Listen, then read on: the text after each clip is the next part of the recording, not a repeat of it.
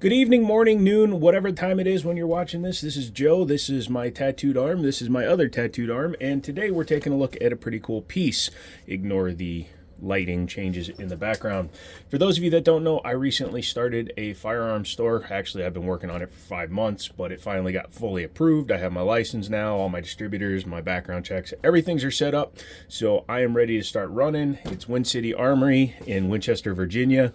Just email me thejiminnyshow@gmail.com if you're interested in doing an FFL to FFL kind of a thing. Can't link it because number one, the website isn't up yet, and number two, YouTube doesn't like it if I were to put a link to a firearm store. But anyways, this is something that I brought in for somebody else. It's being shipped out, so I thought I'd do a quick video on it before it goes, because I actually don't have one of these in my collection anymore. I did, but I sold it a long time ago. In fact, it was one of my very first guns.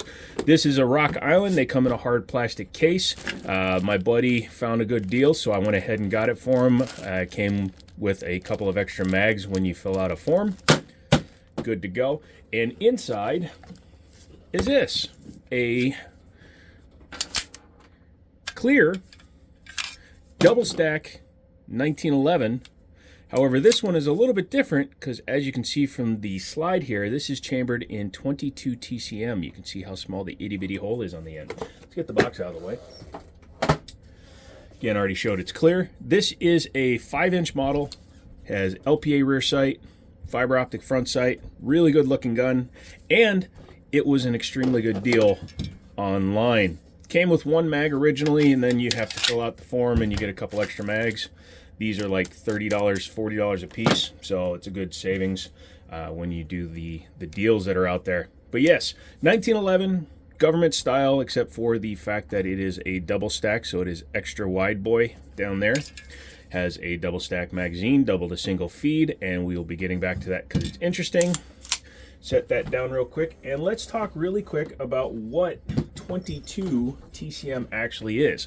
Armscore, who kind of revitalized the double stack 1911 in the US market, they really did. There really wasn't a whole lot of companies producing them outside of race guns. Came out with their own proprietary round called the 22 TCM. Now, this is the 22 TCM 9R. This is actually designed to run in Glocks that have a 22 TCM conversion kit in it. Normally, a 22 TCM has a little bit more pointed tip to the bullet, so keep that in mind as you're looking at them. This is a hollow point, and believe it or not, this actually can jam in a real 1911 22 TCM. So, for comparison, here is a 9mm Parabellum. You can see that the casings are identical except for when you get to the neck. It necks up and tightens up around a 40 grain bullet versus 115 to 154, depending on what your flavor is.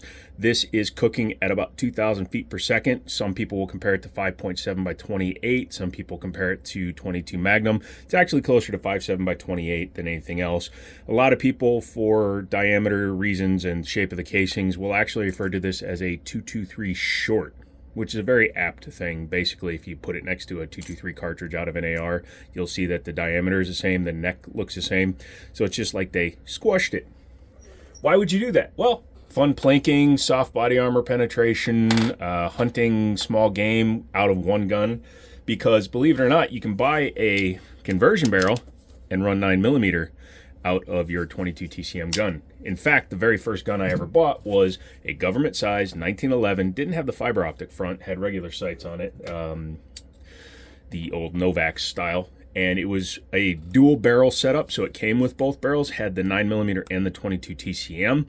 This one came specifically as the TCM model, but you can run the 9mm barrel and you will have a 2 caliber gun, which would help out in places like California where you can only have, well, it's not can only have, but it's difficult to get multiple calibers in a firearm. So you could buy something like this if it's on the roster. I don't actually know. And then you could have multiple calibers out of one handgun. Yes, you are capacity limited there. As you can see, because it's 22 TCM, it's not a very strong spring in here. My 22 TCM 9mm combo gun came with a stiffer spring for the 9mm barrel. I believe that's the case when you buy the conversion kit barrel, or if you just buy a used 9mm barrel, you'll want to upgrade that because that could cause some speeding up damage to the gun if you run too much hot 9mm through that on that spring. But it only has rear serrations because this is the TCM, just the standard FS, which is their full size. And as you can see, it is a full-length guide rod model, which is fine. Bushing front, awesome. And because of the barrel in there, you can see how thick the barrel is. A lot of people would say that's almost like a match grade style. And it does have a bit of a reverse crown to it, but I think that's just due to manufacturing specs. Otherwise, yeah, it's just like any other real 1911. Single-sided safety. My original one had double-sided, which is a different thing there. Extended beaver tail, easy to hit. Adjustable trigger. This one is all the way out, not my gun, so I'm not going to screw with it. Standard magazine release. Steel mags go in really easily. You can get the magwell from the match grade guns and add it to that because they will fit. You can add para-ordnance parts to this gun and they will fit. All the parts are identical up until you get to this area on the slide and the barrel. Very nice. Let's talk about the trigger because it is a center fire cartridge. You can dry fire it as much as you wish, and that's actually good for you. I also noticed the memory notch is not super big, but because of the chunk nature of the gun, it's real easy to get your grip on it.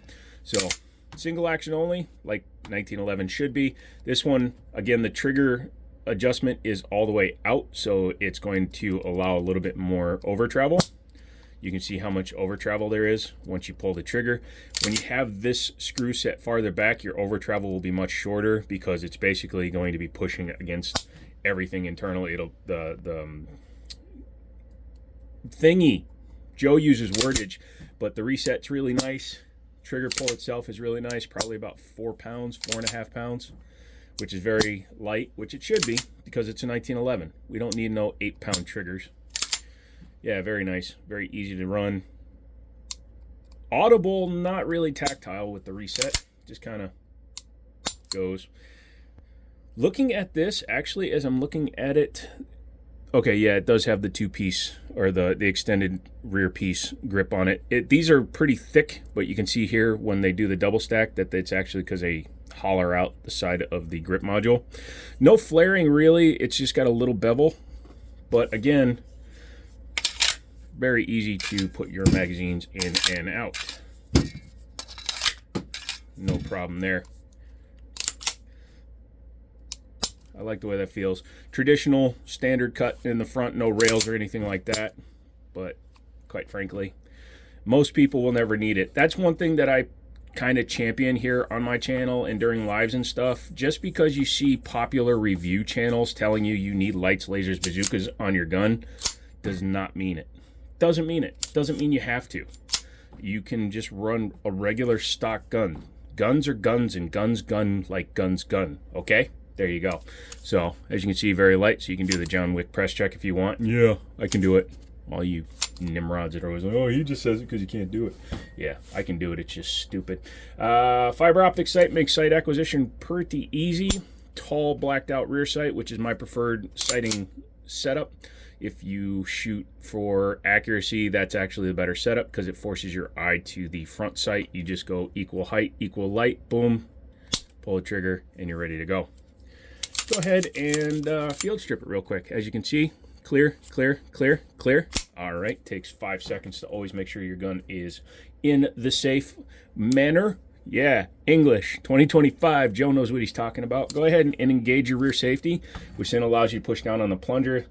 You may use the base pad or the base of your magazine for that little extra drop.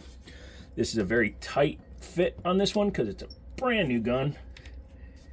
Give me 1 second. Do it off camera. There we go.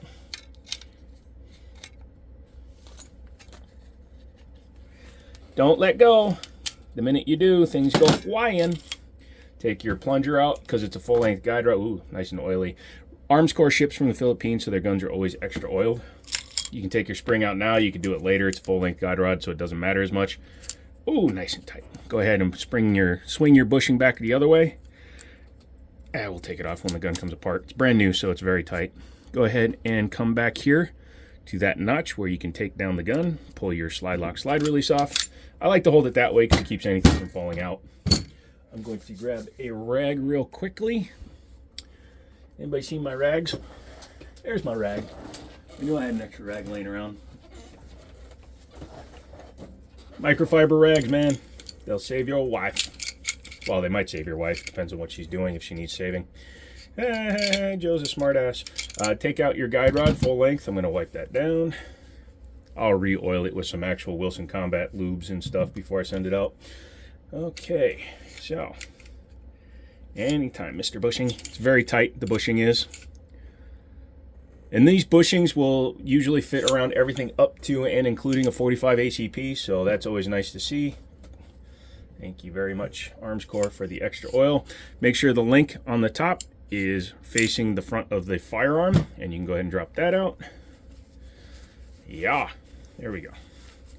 Yas, Queen, yas. And taking a look at the barrel, it looks like a standard barrel, except for it's thinned out here and it bowls out, kind of like a bull barrel at the end here. And that's just because this tightens it up against the bushing, which aids in a little bit of accuracy because it puts the barrel back in the exact same position every time the firearm resets. Standard rear ramp here, 9mm tend to have the same ramp, which is fine. Looking inside the gun, this is a Series 70, which is AKA the correct way to build a 1911. And as you can see, the finishing is nice. These are all Parkerized, so the finish is actually very susceptible to scratching very easily, unlike DLCs and stuff like that. However, I never really noticed and cared with these guns because these are like range guns for me. But if you want to have a gun that lasts super long time, you can always send it out and have a DLC coating put on it. But being a Series 70 means there's no stupid firing pin block, so this gun is ready to go as soon as you drop the safeties. You have an external manual safety and a grip safety on this gun. If you need a third internal safety, you should not have guns. Oh, but that makes it better for the average Joe shooter guy. No, training is better for the average Joe shooting guy. Thank you very much. This is a full stainless or full steel gun. This is not an alley frame. There are double stack 1911s out there on the market that have aluminum frames or aluminium frames if you wish. And that's fine, but having an all steel gun shooting a 40 grain bullet, man, this thing doesn't kick at all. You get a really cool freaking fireball out of these, and they're super easy to handle, and they're super simple. You could always polish out these rails. You want to make the gun a little bit smoother, make sure the tolerances are perfect, but you saw how easy we were racking this thing. Otherwise, the beaver tail, the hammer, actually the magazine release is wider because it's a double stack, but even your safety will work in another 1911, or your standard 1911 stuff should work, so keep that in mind. And yeah, overall the build quality is very nice, especially for the price. These things run, I don't think I talked about the price, these things run in the $550 to $600 range, unless you get them off like my buddy found on Grab a Gun. He got this for 350 bucks, and then we did the rebate. Normally they come with one mag. We did the rebate and got 2 extra mags for the gun, so it gets a total of 3 mags. That's awesome. Yeah, let's go ahead and put her back together. Set her down, take your barrel, flippity-doo. Make sure that the link again is facing the front of the barrel. Take it all, put it in there. It should lock up onto the locking lugs like any good barrel should. Take your bushing, slide it in here, slide it all the way over. It makes it easier for getting the spring in place. Take your guide rod, slide that in. One thing I like to do is make sure that the link is in the rear position now, so that the guide rod can sit flush. You can see there, they're actually designed that cutout so that they can swing together. It's kind of like a fitment thing, which I'm good with. I like to take the spring and put it in there because it also helps to maintain the position of it. With the link completely swinging down, you want it in the down position like that. Take your gun, take your frame, or take your frame and your slide them together. I like to come back until I can see clearly through the takedown hole. I will slide the slide lock in. There you go. And I just like to run the slide back and make sure that it's all in the right position. Wobbledy, wobbledy, wobbledy. And then you come back to the takedown notch. You can tell I've done these guns a few times. Because of how thick this gun is, you got to lift way up. Make sure to clear the frame. You don't want the idiot mark. And presto changeo. All right, engage your safety again. This allows you to then put pressure on the plunger tube. There we go. And I was able to reassemble it without using a magazine for bracing it. So yes, the more you run it, the easier it'll get.